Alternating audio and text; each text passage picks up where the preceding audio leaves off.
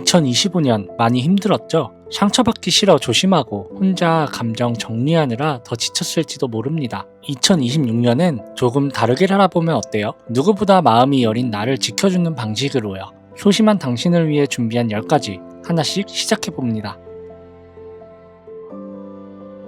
어떤 감정이 올라올 때 그걸 가장 먼저 눌러버리는 사람이 있습니다. 이 정도는 참아야지. 이런 감정은 표현하면 안 돼. 그렇게 자기 감정을 계속 밀어넣고 결국엔 무뎌진 마음만 남아있게 됩니다. 하지만 감정은 억누른다고 사라지지 않아요. 표현되지 못한 감정은 언젠가 더 크게 터져나오게 됩니다. 슬프면 슬픈 대로, 억울하면 억울한 대로 먼저 내 감정을 솔직하게 느껴주는 연습부터 해보면 어떨까요? 감정을 솔직하게 느낀다는 건 약한 게 아니라 나를 더 단단하게 만들 수 있는 신호입니다. 2026년엔 감정을 숨기지 말고 조용히 꺼내어 나부터 이해해보는 한 해가 되면 좋겠습니다.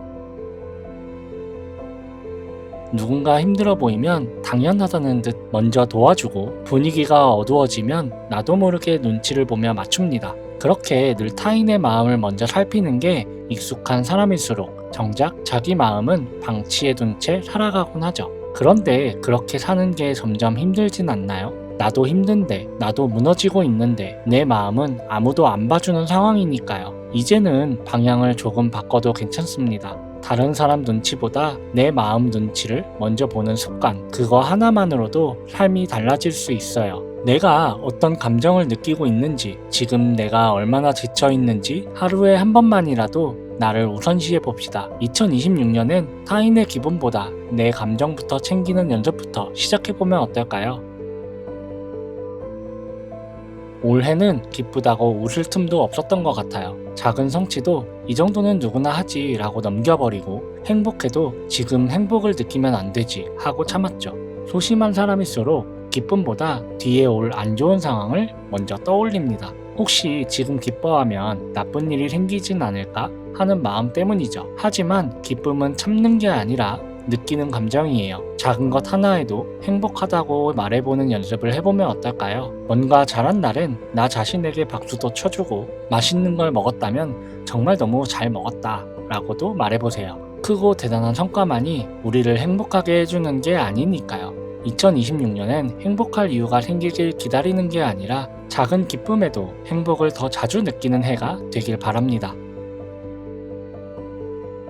사람 사이에서 더 많이 지칠 때가 있습니다. 상대가 조금만 차갑게 대해도 내가 뭘 잘못했나 하고 계속 고민하고 억지로 맞추며 웃지만 속으론 계속 긴장하고 있죠. 그렇게 하루를 보내고 나면 내 에너지를 눈치 보는데 다 써버려요. 이제는 조금 덜 애써보면 어떨까요? 나를 불편하게 하는 사람에게까지 친절함을 유지하려 하지 않아 보는 건요. 모두에게 좋은 사람이 되려다 정작 나에게 나쁜 사람이 되진 말자고요. 2026년엔 나를 기준으로 관계를 다시 정리해보는 건 어떨까요? 조심스럽게 줄이고 조심스럽게 멀어져도 괜찮습니다. 그게 나를 지키는 일이라면요.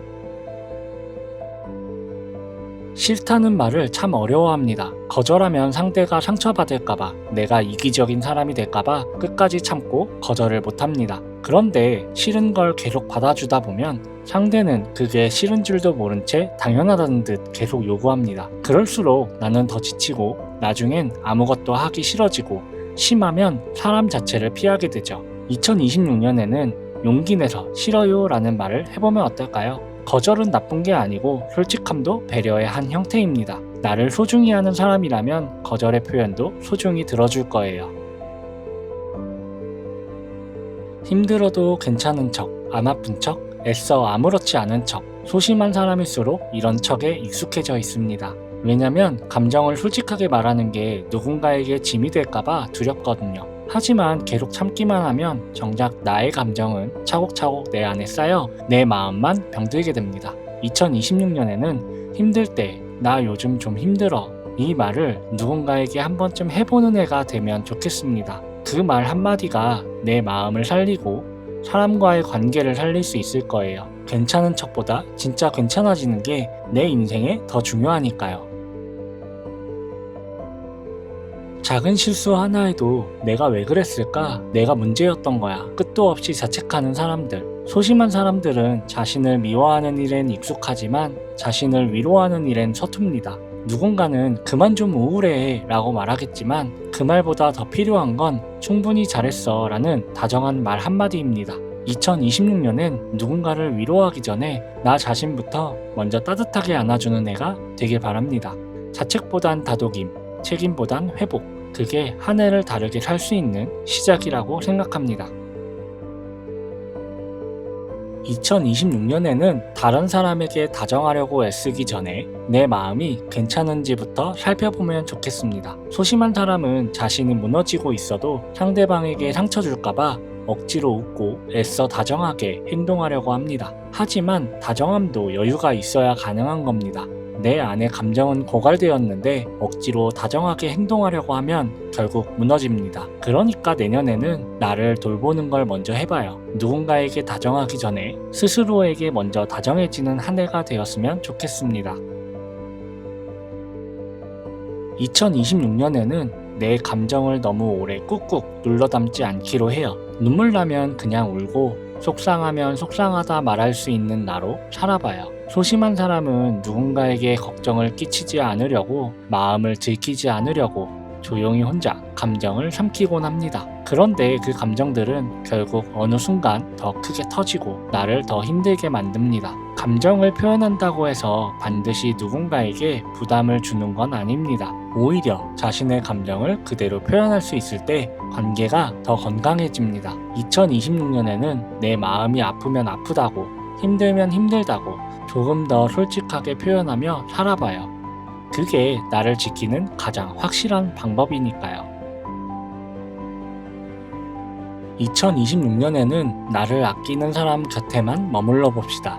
나를 무시하거나 함부로 대하는 사람에게 애써 잘 보이려 하지 말고요. 소심한 사람은 다른 사람이 나를 어떻게 생각할지, 혹시 실망하진 않을지, 어떤 행동을 할 때도 늘 먼저 걱정부터 합니다. 그래서 나를 힘들게 하는 사람에게도 애써 맞추고 상처받아도 웃곤 하죠.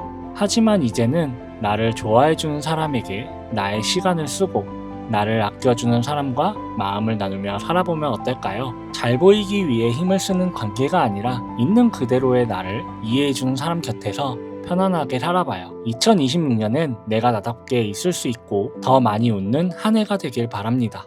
우린 아마 2026년에도 여전히 소심할 거예요. 하지만 그 소심함이 나를 아프게 하지 않도록 조금 더 나를 지키고 다독이면서 살아봐요. 올해도 고생 많았고 내년엔 지금보다 더 나를 사랑할 수 있기를 바랍니다.